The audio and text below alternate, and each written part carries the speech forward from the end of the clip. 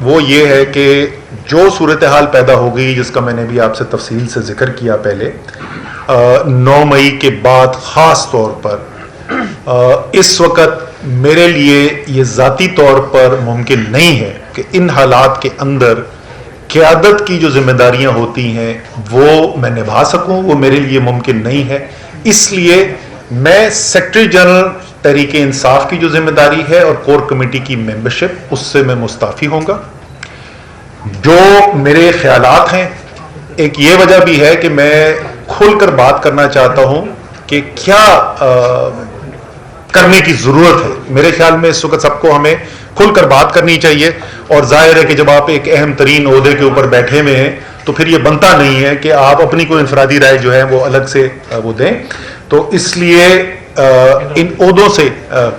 میں مستعفی ہو رہا ہوں. باقی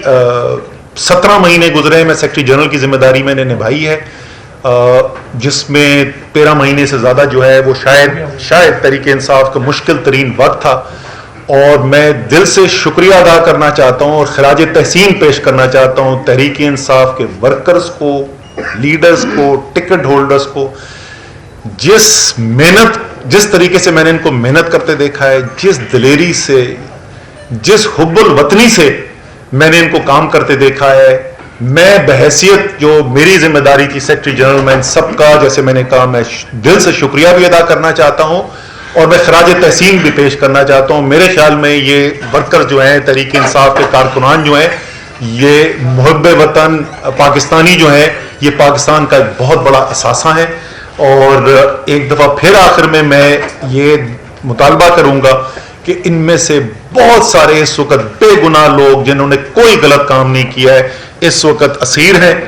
اور ان کو فی الفور ان کی رہائی ہونی چاہیے. میرے خیال میں کیا کرنے کی ضرورت ہے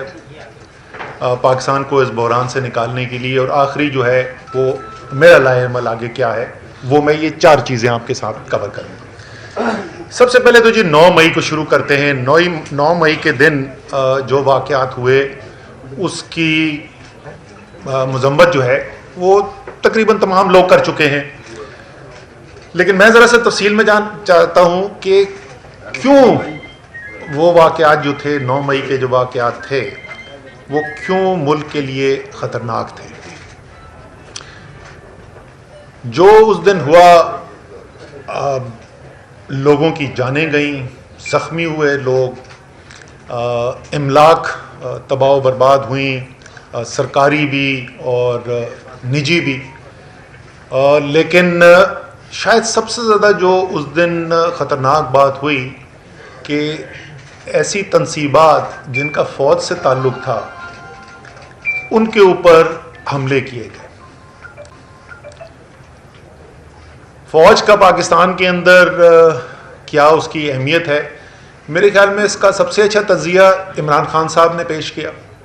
اور خان صاحب نے جیسے، اور ایک دفعہ نہیں، ایک سے زیادہ دفعہ وہ کہہ چکے ہیں یہ بات کہ مسلم ممالک کی طرف اگر آپ نظر دوڑائیں پچھلے 15-20 سال کے اندر تو آپ دیکھیں گے کہ کس طریقے سے تباہی دیکھی گئی ہے مسلم دنیا کے اندر. اور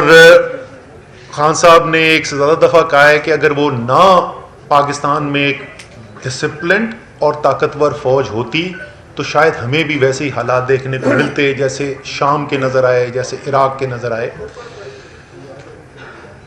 اسی کے ساتھ ساتھ خان صاحب نے یہ بھی کہا کہ مجھ سے زیادہ پاکستان کو میرے فوج کی ضرورت ہے. بحیثیت وزیر اعظم کہا تھا یہی کنونشن سینٹر میں. تو ایک خاص فوج کی اہمیت ہے پاکستان کے اندر، اور ظاہر ہے فوج کی طاقت جو ہے صرف اس کی بندوقوں سے نہیں ہوتی. فوج کی طاقت جو ہے وہ جب قوم پیچھے کھڑی ہوتی ہے تو فوج کی طاقت بنتی ہے. اور اس دن جو مناظر دیکھنے کو ملے وہ نہ صرف قابل مذمت ہے بٹ ایک بہت بڑا لمحہ فکریہ ہے پاکستان کے لیے کہ کیوں ایسی صورتحال پیدا ہوئی. اور ظاہر ہے اس سے جو پیغام گیا ملک کے باہر وہ بھی انتہائی تشویشناک پیغام ہے.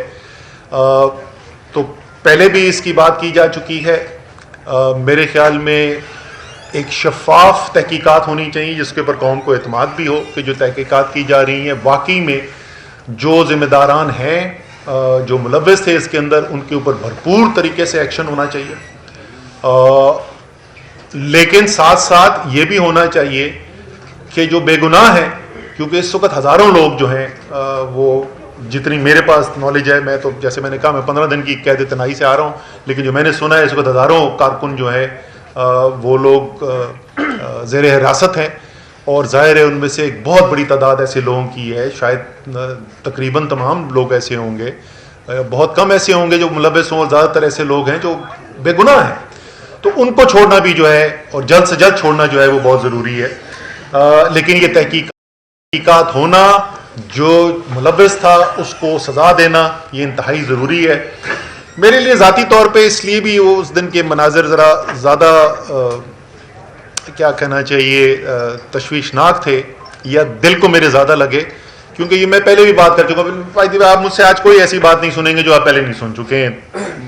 سوائے میرے خیال میں آخر میں تھوڑی سی میں بات کروں گا، باقی میرا تجزیہ جو ہے وہ کوئی بھی ایسی چیز نہیں ہے جو آپ پہلے نہیں سن چکے۔ مجھے یاد ہے میں نے 2017 میں نیشنل اسمبلی کے اندر، قومی اسمبلی میں کھڑے ہو کے تقریر کی تھی، جس میں میں نے 10 نام لیے تھے، اور میں نے کہا یہ نام کون ہے، آپ نے شاید سنے میں نہ ہو، اور وہ 10 لوگوں کے نام تھے، 10 شہیدوں کے نام تھے جو اس سے پچھلے چند ہفتوں کے اندر شہید ہوئے تھے، اور جیسا میں نے اس دن کہا تھا اور آج پھر کہہ رہا ہوں، آپ کا اور میرا دفاع کرتے ہوئے۔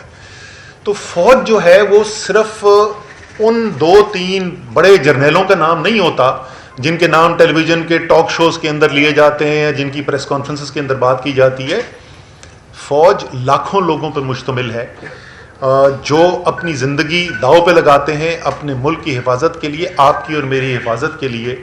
اور جیسے میں نے کہا میرے لیے ذاتی طور پہ اس لیے تکلیف دہ تھا، میرا 3 نسلوں سے فوج سے تعلق ہے، یہ بات بھی پہلے سے مشہور ہے، اور مجھے بڑا فخر ہے اس بات کا کہ کوئی 1965 کے بعد سے کہ جنگ سے لے کے اگر آپ وار اینڈ ٹیرر تک اٹھا کے دیکھ لیں، کوئی بھی ایسی صورتحال نہیں ہوئی جہاں میرے خاندان کا، میرے والد، میرے بھائی، میرے بھتیجے، وہ انہوں نے اپنی زندگی داؤ پہ نہ لگائی ہو ملک کے دفاع کے لیے۔ سو اس لیے جو بھی تعلق رکھتا ہے، جو بھی اہمیت کو سمجھتا ہے، اس سب کے لیے وہ تکلیف دہ مناظر تھے۔